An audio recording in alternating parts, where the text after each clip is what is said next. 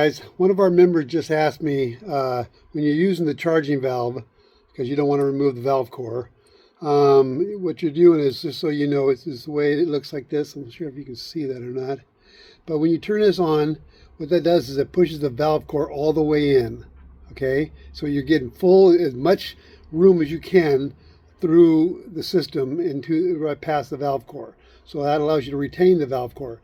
Then when you unscrew it, it lets go of the valve core, so then you're able to now not lose any refrigerant or any vacuum or any pressure, whatever you have in the system.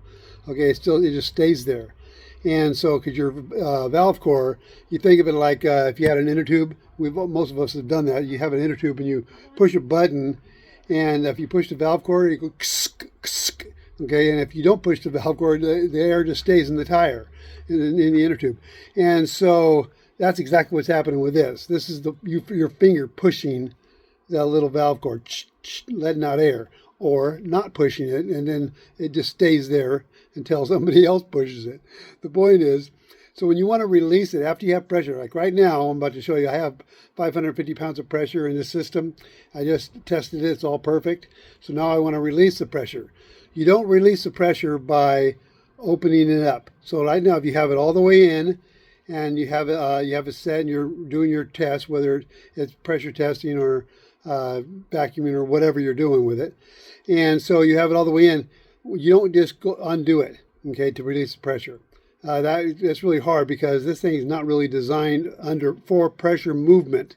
Okay, so what we're going to do, and I'm going to show you exactly how to do that instead of that. So right now we're going to assume that it's all the way in, and it's being tested. Right now we have it tested for pressure, and it's being held by the valve core. I'm sorry, the valve core removal tool is being held on. It's being valved off there, so that's what's holding the pressure. So this is still free flow through the system here.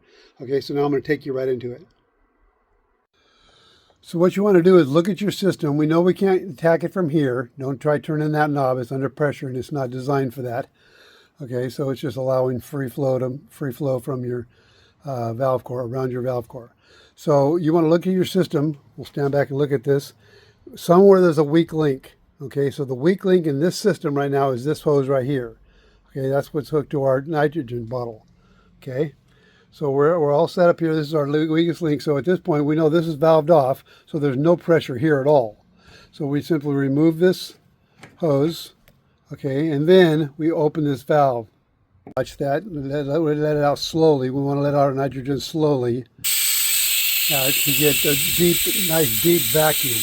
So the whole bunch of nitrogen in the system, and just let it out about that slow, and you're good to go. Then once it's out, of course, then you can utilize this tool and move it in and out. Okay? All right, so that's how you get to the point where you can remove that if you want to after your pressure testing.